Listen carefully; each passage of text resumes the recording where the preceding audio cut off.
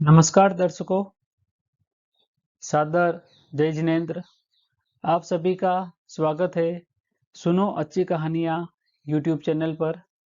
आज की कहानी है अहिंसा के अवतार भगवान महावीर स्वामी और एक बहुत क्रूर चंद्रकौशिक सांप के बारे में।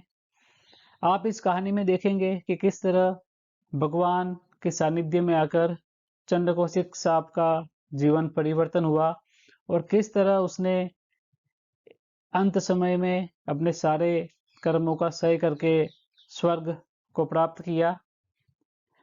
कहानी शुरू करने से पहले आप सबसे एक निवेदन है कि अगर आप इस चैनल पर पहली बार आए हैं तो कृपया इस चैनल को सब्सक्राइब करें तथा ऑल नोटिफिकेशंस को ऑन कर लें ताकि आपको ऐसे ही प्रेरणादायक और जीवन निर्माण से संबंधित कहानियों का नोटिफिकेशंस सबसे पहले मिल सके। तो चलिए शुरू करते हैं भगवान महावीर और चंद्रकौशिक सांप की कहानी।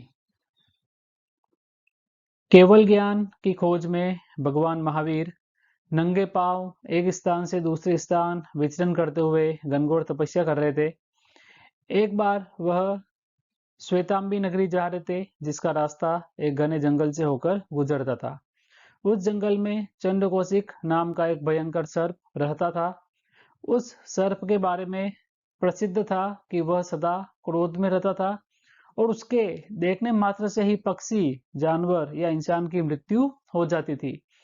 जब भगवान महावीर स्वामी उस जंगल की ओर बढ़े तो गांव वालों ने उन्हें चंद्रकौशिक सांप के बारे में बताया और उनको उधर न जाने का निवेदन किया। लेकिन अहिंसा के मार्ग पर चलने वाले भगवान महावीर तो भय रहित थे। उन्हें किसी के प्रति नफरत नहीं थी और वे डर और नफरत को स्वयं के प्रति हिंसा मानते थे।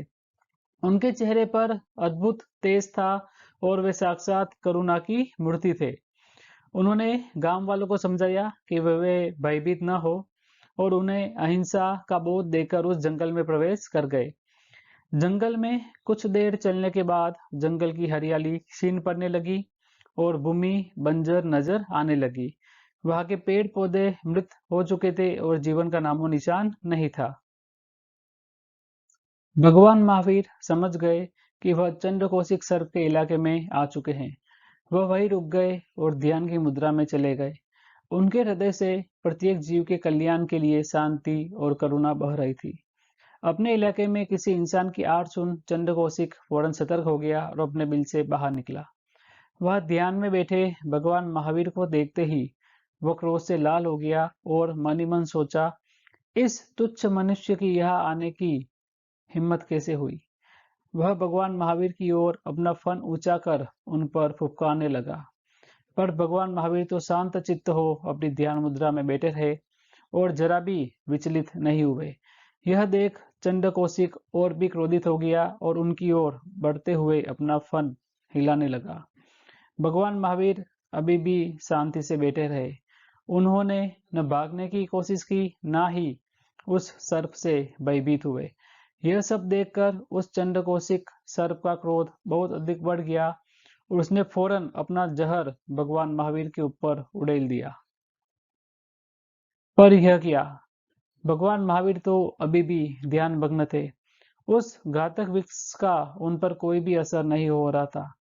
चंद्रकौशिक को विश्वास नहीं हो रहा था कि कोई मनुष्य उसके विष से कैसे बच सकता है। वह बिजली की गति से आगे बढ़ा और भगवान महावीर के दाहिने पेट के अंगूठे में अपने दांत गड़ा दिए।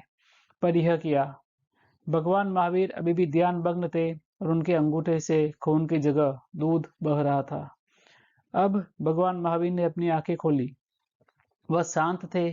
उनके मुख पर कोई भय न था, ना ही कोई क्रोध था। वे चंद्रकौशिक की आंखों में देखते हुए बोले, उठो, उठो चंद्रकौशिक, सोचो तुम यह क्या कर रहे हो। उनकी वाणी में प्रेम और स्नेह था। चंद्रकौशिक ने इससे पहले कभी इतना निर्भय और वात्सल्यपूर्ण प्राणी नहीं देखा था। वह भगवान के वचन सुनकर शांत हो गया। अचानक ही उसे अपने पिछले जन्म याद आने लगे।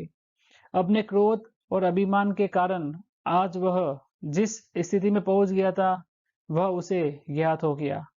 अचानक आए इस ज्ञान से उसका हृदय परिवर्तन हो गया। वह प्रेम और अहिंसा का पुजारी बन गया। वह भगवान के चरणों में नतमस्तक हो गया। भगवान महावीर ने उसे अहिंसा और दया का बोध दिया और वहां से श्वेतांबी नगरी की ओर बढ़ गए। भगवान महावीर के जाने के बाद चंड कौशिक ने चुपचाप अपना सिर बिल के अंदर कर लिया, जबकि उसका बाकी का शरीर बाहर ही था। धीरे धीरे यह बात सभी को ज्ञात हो गई कि चंड कौशिक बदल गया है। बहुत से लोग उसे नाग देवता मानकर दूध, घी इत्यादि से पूजने लगे, तो कई लोग जिन्होंने उसके विष के कारण अपने प्रियजनों को खोया था, उस पर ईंट पत्थर फेंकने लगे। इतना सब होने पर भी चंड कौशिक न क्रोधित हुआ, न किसी का विरोध किया और लहूलुहान उसी अवस्था में पड़ा रहा। रक्त, दूध, मिष्टान आदि की वजह से जल्द ही वहां चींटियों के झुंड आ पहुंचे। चींटियों ने उसके शरीर पर अपनी बामी बना ली और उसे काटने लगी। असंख्य चींटियों के काटने के बावजूद वह अपने स्थान से नहीं हिला कि कहीं कोई चींटी दबकर मर न जाए। अपने इस आत्मसंयम और भावनाओं पर नियंत्रण के कारण उसके कई पाप कर्म नष्ट हो गए और वह मृत्यु पर्यंत स्वर्ग को प्राप्त हुआ। शिक्षा। इस घटना से यह साबित होता है कि अहिंसा, दया और करुणा एक हिंसक और क्रूर जीव को भी दयालु और अहिंसक बना सकती है और उसे मोक्ष मार्ग पर ले जा सकती है। अतः हमें भी प्राणी मात्र के प्रति अहिंसा, दया और करुणा रखनी चाहिए और अपने जीवन को अपने परम लक्ष्य यानी मोक्ष मार्ग पर आगे बढ़ाना चाहिए।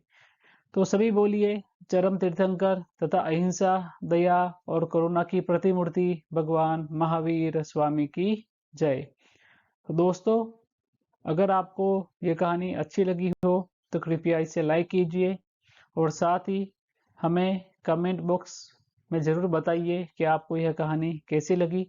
तो मिलते हैं अगली कहानी में, तब तक के लिए बहुत बहुत धन्यवाद।